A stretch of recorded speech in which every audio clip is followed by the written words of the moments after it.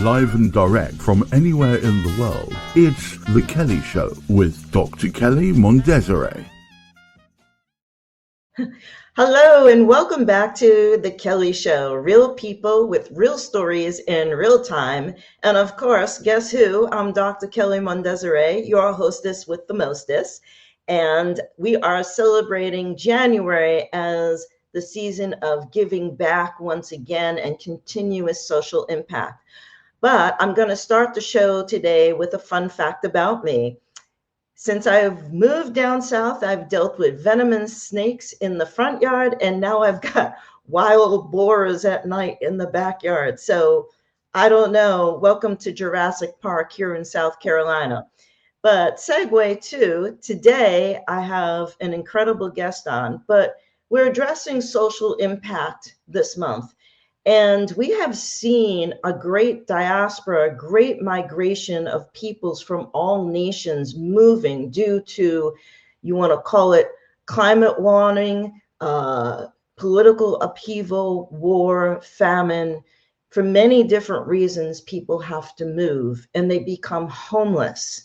Well, today, my very special guest is not only an authorist, started a digital online magazine in, I think it was 6 weeks, but also is the founder of the Homefullness Ireland Club. I'd like to bring into and out of the green room into the studio my dear friend, Ciara Heneghan. Ciara, come. Thank you. Welcome. Join us. Hey, thank you so much for having me. I'm so excited to be here. I love the way this is done. You're fabulous. Oh, thanks. Well, I'm honored. It's an honor and pleasure to have you on the show today. But we're going to start with first, where in the world are you? Where are you from? And there's sunshine, which is a rare event because I know where you're at. So do tell. Well, right now we're struggling to beat the sun. I feel like a sundial having to move myself around. I'm in the currently stunning west of Ireland, and we've had snowstorms and crazy normal storms over the last few days, which is completely unusual. But it's beautiful now and it's gorgeous. And I'm sitting looking at our holy mountain out my windows, and I feel very blessed. Well, you look beautiful as always, and thanks for having us. But where are you from originally? I am from a little town called Lewisburg. The running joke is it's the last town before America. Oh, really? Isn't now? And what county in Ireland is that from? It's in County Mayo. Oh, okay. Well, my maternal grandmother was from County Mayo, a town called Swinford. And on my next trip back to the motherland, I'll be taking a visit and strolling through that town, village. Don't know what you call it on the other side of the pond, but I'm going to go see where my grandmother came from. And she came over on the boat in the late 1800s to New York City. Yeah. So we have that in common. It's only about 40 minutes away from here, from where I live. Yeah. Oh, no kidding. I'll come visit you. I'll come visit you. All right. So tell me, how did you become a writer? Well, my earliest memory of writing was when I was 9. And I really needed to make sense of some big things that were happening at the time. I don't know how your audience feel about big topics, but I've no doubt it's all good. There were some pretty bad things happening in my childhood around sexual abuse. And I didn't have the articulation, the words. I couldn't even explain it. And I didn't even know how to say what was happening. So I found poetry, and I think I had probably written before then, but my earliest memory of writing is 9. And I started to write in order to make sense of my emotions. So I just wrote poems, and I have a real gift for rhyming. So I just thought it was the coolest thing to write a poem and rhyme. And it just so happens that everything I write rhymes, and it kind of took off. And I would enter little competitions and things like that. And then I started writing short stories and essays. My mom was very prolific in my younger life. So she did elocution lessons with us. Oh. And we had to speak properly. We had to walk correctly. We had books on our heads and sweeping brushes in between our elbows, behind our backs, and all kinds of things. So the essays were very much filtered by her. And if it wasn't good enough, yeah. You know, I haven't heard that in many, many years. My mother was a model. And when I was growing up, I had to walk and be able to sit down, kneel, bend with books on my head as well. And she had this, it was called the Silver Dollar contest they had in the 30s and 40s over here, where you had to stand straight with your legs together and hold these dollar coins.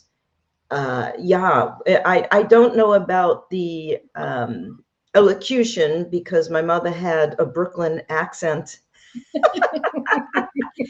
But however, she did very well in terms of walking straight and teaching us good manners. That's for sure. But getting back to your writing, I am incredibly in awe of what you've done. This All In magazine is one of the slickest, sexiest magazines I have seen in a long time. And by slick and sexy, I mean this magazine, this periodical is so well put together. Can you tell me how long from ideation to manifestation you put this magazine together? Do tell, because this is incredible. Well, first of all, thank you so much for that beautiful compliment, because that means a lot. About 6 weeks all in from beginning to end, had the idea, decided it was going to happen, and then made it happen. And it kind of just all came together. I'm a big fan of not getting in my own way. So if I have an idea, then there's no point asking how I'm going to do it. I'm just going to do it. And what I tend to let happen, and I've actually, written an article on this, is I don't ask how, I let the how find me. So when you're searching for how to do something, you're doing an action that's taking you away from the steps that you need to be taking. But when you're just taking the steps, the answer comes to you, and it makes things so much easier. So you're in the present, you're taking the actions, and the next action just comes. And I remember having a conversation with somebody, and they said, but how are you going to get the people you're going to interview? And I said, well, I'm going to ask them. And it's that easy. I'm just going to ask them. And so I had this list, and if you saw the list of people, and my friends and family were saying, you can't ask that person. You can't ask that person. That person's never going to reply. And I thought, well, how do you know? How do you know they're not going to reply? And so about 98, 99% of the people have actually come back to me. Wow. You know, it's funny you should say that, because I'm very often asked, where am I getting my guests from? And I will say I have to give a great deal of credit to our mutual friend, Lee Tunney Ware, because if not for Lee, I wouldn't have started the Kelly Show. And if not for Lee, I wouldn't have met incredible persons such as yourself and some of the guests that have already come on to the show and some future guests. So I've had, I don't want to call him my fairy godmother, but maybe whoops. Oops. Oh, love it. Yikes. I felt fairy godfather, maybe. I don't know. That'll but do, anyway, moving right along. But this magazine is not the only publication we talked about. This is incredible. Now, these are 2 books that you wrote, the first book and then the sequel, book 2. And this is called The Mothership. Can you tell us a little bit about these 2 books, what they're about, and how you came with the idea of The Mothership, and also where our viewers can purchase these 2 books? For sure. So I am a big, I say truster. I trust that everything that comes to us is supposed to come to us for a reason. And Mm. we're not given visions, and we're not given dreams, and we're not given ideas for nothing. You're given it specifically because you're the one to take it forward.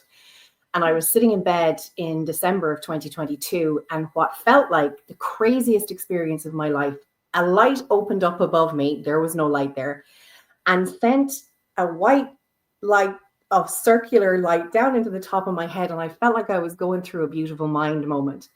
Wow. And the streams of information came through the mothership, just everything that was supposed to be this book. And it's about mothers' journeys through the highs and the lows of motherhood, and how it can be really lonely. It can be alone. It's raw, but it's beautiful. And it's meant to be shared. It's meant to be for connection. And I'm meant to bring lots of moms together. And so I channeled that there was going to be 7 books in the series. So we published book number 1 before Christmas in 2023. The second book was published 1st of December 2024, and the third book was published December Christmas 2024. Wow. And so where can our viewers purchase these books? All available on Amazon. So you can literally just pop in and put in the mothership and you'll find it. Wow. Wow. That's great. That's good for you. And my favorite book cover, this is stunning. Graphically, this is absolutely stunning. And the content is just, and this is just incredible beauty inside and outside. Can you tell us about Poetry in Motion? Yeah, I think this is probably one of my favorite things that I've done, because again, I started off with poetry, and I don't know why I had never thought of it before, but I had never entered any poetry into any like big contests. And I started entering my poetry into contests, and I started having it published in journals all around the world over the last 2 years. And I thought, why don't I just pull it all together and create a book?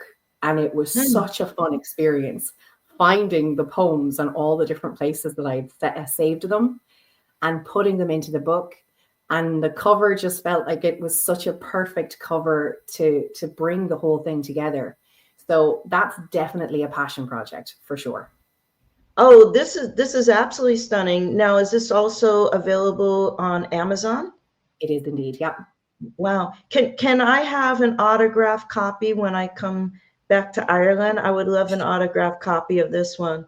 I'm just in awe. I want to know who did your hair and makeup. And if you say you did, I'm very jealous. I did. I can't stand it. You've got to come and do something with this mug. When I get full sponsorship of this show, you're hired, girl. You're hired. Thank you so much. Seriously, really do something with the mug. But moving right along,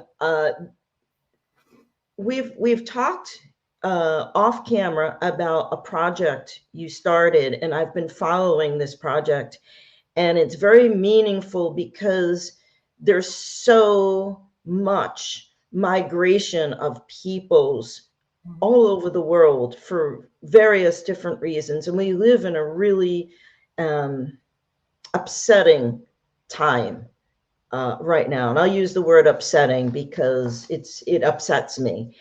But you started a foundation that is so near and dear to many of us globally. And maybe you'll tell us all about this project that you started, what it does, who you're serving, and maybe share how this came about so that other viewers who might want to start something like this in their own country or their hometown, small, great, it doesn't matter. Maybe they can also hop on this wagon of social impact. So I'm going to give you the stage and you can tell our viewers all about this important project that you started. Incredible. Well, it's actually pretty cool that January we have created, or we've decided that January from now on will be Homefullness Month. So you know how people create days and people create months for different things. Well, anyone can do that. If you have a passion, if you have a purpose, if you have a drive, and you have something that you want to create awareness around, anyone can do that. And I'm not sure people know that that's possible. We can do the things that we want to do. So when I was talking to the group that have come together to make Homefullness Ireland Club what it is, I said, why don't we create January, or have January as the Homefullness month? So it's pretty cool that we're doing that this month. So probably in November 2017, my son and I were going over to Manchester, and I hadn't been in Dublin in a really long time. We went up to Dublin, we were walking around the city, and my son started to get really upset because there were so many people without homes, so many people in tents, so many people with sleeping bags in doorways. And he was really uncomfortable. He kept saying to me, why are these people not at home? He was only young, he was only 10. So we had some conversations around it. We went to Manchester, and when we came back, it was freezing cold, and we were walking down through O'Connell Street. And it seemed like there was even more people at the end of 4 days. It seemed like there was even more people in these doorways. And we had heard about a couple of people who had died, and it was really sad. And he said to me, he saw a young couple sitting outside a building, and he said, can I go and talk to them? He's only 10. And he said, can I give them some money? I said, of course you can. So he went over and he talked to them for a couple of minutes, and he came back and there was tears in his eyes. And he said, who's going to do something about this, Mom? And I had no answer for him. So we got on the bus to go to the train to come home. And the way my mind works is, and I suppose the way everybody's minds tend to work is, surely somebody will fix this. Somebody will make this better. And as soon as that sentence came to my head, I thought, well, I'm somebody, so why can't I do something? So the initial name was We Are Somebody, because the idea would be that when you see something, you're the person who gets to do something.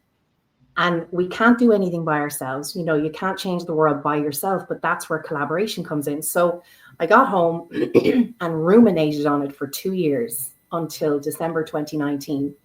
And I called Lee, our fairy godfather. And I said, I see him in a tutu now. And I said, oh, no. Oh, I'm in trouble. No, you're in trouble. I said, Lee, I've had this idea. What do you think of it? And he goes, oh my God, that's brilliant. Yeah, I'm definitely on board. And I said, who do we need to bring together? And so we started to build this incredible group of people. So we have Bill Phillips, Declan Dowling, Joe Clancy, Joseph Maguire, Aaron O'Dowd. And then there's some other people who joined and have kind of come in and out. And we started to meet. We started to have meetings. We started to explore something different. So everybody talks about homelessness. The word is everywhere. It's been everywhere for 40, 50 years. It's a crisis. It's terrible. And often when people talk about helping the homeless, they're helping them stay homeless. And I could see this, and I kept looking at it going, okay, so I can give someone a sleeping bag, but they're still homeless. And the phrase that came to mind is, and I always butcher it, but you'll get it when I say it, if you give a man a fish, you'll feed him for a day. If you teach a man to fish, you'll enable him to feed his family for life. Well, what's going on in these two photos, if you could explain that? So we had a vision day, because what we wanted to do was we wanted to bring more people together to actually have the conversation around how do we end homelessness. And so Bill Phillips is in the picture there, and he said, well, why don't we call this the Homefullness Project? Why don't we change the wording? And I thought, this is fantastic. So Bill does a thing called future basing, and we all went together. This is my sister's cafe in Mullingar in the Midlands of Ireland.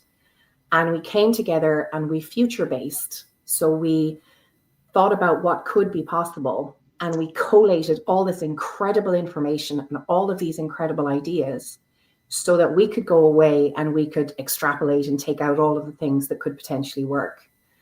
And that's what we've been doing all along. And sometimes you think to yourself, why can't I fix it now? And it's only in the last couple of months I've realized that when you're doing something as big as changing an entire paradigm, changing a consciousness, changing a pattern of belief, it takes a while to build a foundation that never shakes. If you try and change something really quickly and you push back against people's beliefs and ideals, everything becomes really shaky. So even though this has taken us however many years to get to this place, it's worth it because we're creating this really strong foundation of what's about to happen next. So these two slides here, these are the vision boards that people just wrote down great ideas and you put them up and talked about. This is a great idea. Oh, this is a great idea. And where did these vision boards take you to? What are you doing exactly for the Homefullness project? What's the end goal, and how are you reaching that? What plans have you? What's the strategy? So we ended up somewhere really interesting. We ended up with the potential for villages. And what we would love to see is villages with maybe 500 people in the village. It would be a self-sustaining ecosystem. And it wouldn't just be people who had no home, people who had been homeless. It would be a mixture. So that, older couple who were about to be farmed into a nursing home, rather than separating them, they're going to be in the village. And maybe that young mom and her 3 kids, and then some people who haven't had homes. And there would be a medical center, and there would be a community center, and there would be, we had a company or a group called the Restoration Trust who could come on board, and they would do things from like an ecological point of view. And it's a lofty plan because we're going to need a lot of those villages.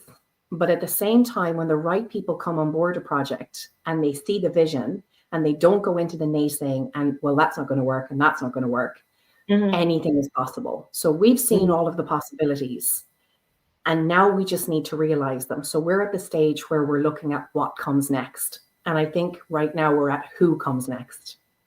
Okay, good, great. Well, we have a full screen slide of the organization. Gareth, if you could put that up, because anyone who sees this logo, reach out. We put on the ticker how you can contact the Homefullness Ireland Club. That's a great logo. And, years ago, I had an idea. I wanted to buy up an old farm, and a farm that had a nice farmhouse on it, and put up an orphanage, a place where urban children who had nowhere and no one to go could be raised by a family with tremendous supervision, but also make it into a working farm and bring in veterinary and agricultural students from university to not only oversee the farm and the horses, but do that with the universities that they run the farm, they run the horses, the farm animals. But this would give these children the fresh air and the contact and the intimate relations with the farm animals, where their food comes, and give them a safe place and space to grow up within that kind of community. And, it just, is an overwhelming kind of project to get off the ground. So I give you a lot of credit for making this happen. And again, folks, we put up the contact information if you'd like to reach out to Ciara, not only as an authoress, a magazine publisher, but also for this very important cause. So Ciara, we have your contact information here, another beautiful photo. Telling you, hair and makeup, girl, you're rocking it. But if you'd like to, in all seriousness, reach out to Ciara, we have a contact information here, and give her a shout out. If you want to donate. This is January, people, and let's not forget Christmas we all received, hopefully we gave, but let's not lose the momentum and the joy and the sense of social responsibility. So that's January. That's the whole theme of the Kelly Show for this month. So Ciara, we have a tradition on the Kelly Show, and I ask every one of my guests if you could name one person, place, thing, or experience that you're grateful or thankful for. who or what would it be? Do tell. Okay, I love the question. And I have to say that the person that I'm the most grateful for, without a shadow of a doubt, is my son. He has been the most incredible teacher that I've ever had. And I can say safely, hand on heart, if he hadn't come into my life when he did 11 weeks early, clearly he was afraid of what he was going to miss, that the lessons that I've learned over the last 17 years would never have appeared the way they have. So he is the person that I am 100% most grateful for. Oh, that's a beautiful thing. That's a beautiful thing. Because we guard our children's safety so much, I won't ask what his name is. I'll keep that between us. But I think that's a beautiful thing. And I hope your son will watch the show and say, hey, that's my mom, or that's my ma, as we would call my mother. Yeah. But Ciara, let's keep in touch. I'm taking you up on that autographed book of poetry, but seriously and truly, when I get over back to the motherland, hopefully this spring, and I get to Swinford, let's do tea, or let's do a coffee and have a proper chat and some good crack, as we call it. But thank you again for being on the show. Yeah, I'm learning. I'm getting there. So me and my penny whistle and my sweater are coming to torture everyone. So thanks again. And I'll talk to you soon. Thank you so much. Mwah, peace and love. And folks, if any of you would like to be a future guest on The Kelly Show, write to us. We have our contact information below. Give us your name, where in the world you are, a brief description of your story, and more importantly, why you would like to be a future guest on The Kelly Show. And don't forget to subscribe. See the information down here? Subscribe to The Kelly Show, because there's more to come. You're only going to hear and see these interviews here on The Kelly Show. We would appreciate your sponsorship, your subscribership, and again, stay tuned for more fun, more great conversations. Gareth, take it away.